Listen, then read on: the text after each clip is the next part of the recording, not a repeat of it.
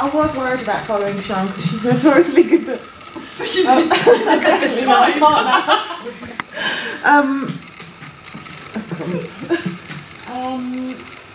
So we are just in the middle of our second year of running a summer programme of work called Applause Outdoors. It looks really dull and very local authority compared to the last two introductions. And I'm starting to wonder what I used to do in the summer, because there's an awful lot to do now. We've always in the past run an autumn and spring programme in a basically all touring kind of way. But an opportunity arose for Applause to work with another organisation in Kent called Panic, which is sort of similar to Panda, a performance artist development organisation. They're based on the east side of the county and we're on the west side of the county. And Kathy, who runs Panic, and I have talked for years about working together. And an opportunity arose when Kent County Council offered a substantial, really for us, opportunity for extra funding to meet their NI11 targets and engage new audiences. And they worked with Arts Council on a sort of strategic pot of money which went up for grabs, and last year we jointly applied for a reasonably small amount of it and were funded. And if you were at last year's conference, you might have seen Estelle Rosenfeld doing her outdoor piece, Take the Pose, and Black Box by Bootworks. So they were two companies we worked with last year, and we sent those companies out to 12, I think, village fates. And it all went very nicely. We didn't need much more capacity, and it all ran well. And we realised that, you know, this is an extended audience that we wouldn't normally get.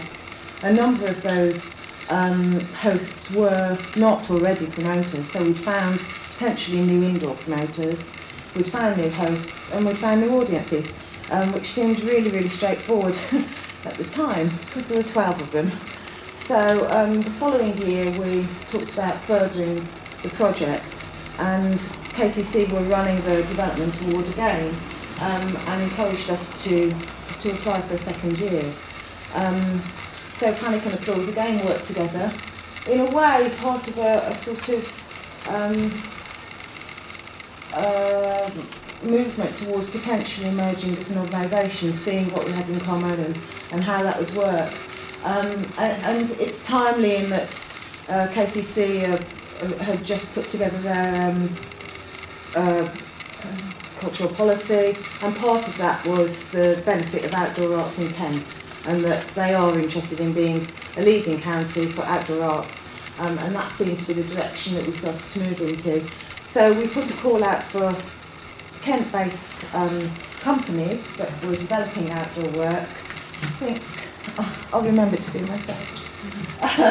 And we had intended, I think, to work with one or two companies, but there were 4 really strong companies, and we offered them all development awards to support pieces. They weren't full commissions, they were development awards, so they supported pieces that were already in existence but needed some further development, either through the equipment they used. For instance, the Galloping Cuckoos, top right, needed a new cage because their cage wasn't very portable, it was heavy, they had to drag it along everywhere.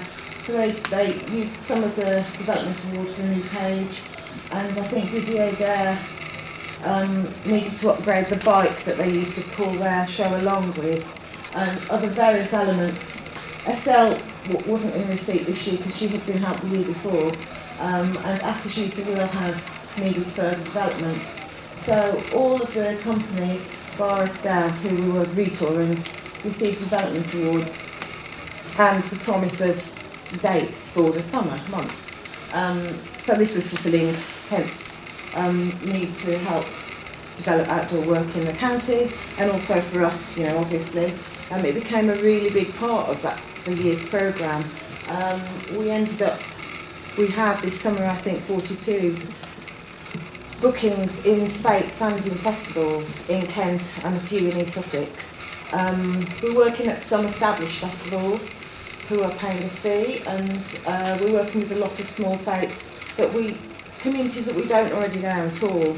I think 2/3 of them are not indoor promoters. So there's a massive opportunity there to bring them on later for indoor work. Do you want to see? So we've had 31 faiths and 12 festivals in Kent and East Sussex. And inevitably, this is reaching new audiences because a lot of the people attending, I mean, they're really well attended. I can't believe how well attended a lot of faiths are. And a lot of those people aren't going to be going to indoor shows. Sean, you even nicked my lines. I should be in the media snackers thing because I gave Hilary a blank DVD for this section, which she won't flag. We commissioned a short film to track the work, and I did have a bit of footage of the cuckoos on it. It might be sitting at home somewhere, and I've got a blank one with me. So, the cuckoos were at a village fete recently and came across a whole heap of the lady magazines, which I must say I didn't know existed, quite frankly, and decided to use them as props for the day. That's a glorious photograph, I think, of one of the more sunny events. Obviously, it's been filled with problems. Some of them run really smoothly, but some, I think, because of the amount, just some people need a bit of hand-holding. We had an open call for artists and for hosts, and then we scheduled a programme together, and some of those fitted brilliantly well, but some of them, like with the indoor programme, as people will know, needs a little bit of calibration, and we haven't really got that. So I think for future years we'll look at having someone that might be part tour manager from a practical point of view to make sure those relationships are maximised, really, because there are a lot of voluntary people involved in fates, more so than in an indoor show, so you don't know who's going to be there on the day, and there's so much going on that sometimes it's sort of been a bit more tricky. But on the whole, it's been quite successful, and the artists have been really good at making that work themselves. I forgot. This is we can get so many more people to see this work, which is slotting into existing events, then I think we can really for indoor work. So the two together is a really nice combination. There's a case study on Arts Council's website at the moment, some KTC's book called Building Kent's Cultural Capacity, which sort of references the project, if anyone's interested in having a look. It's not entirely accurate, I must say, but never mind. And then we're working towards a project for next year, which may well be called 212, and will be 212 ways of celebrating through outdoor arts. So that might be 80 companies and 80 venues and 40 companies, and we're just looking at options of how that might work.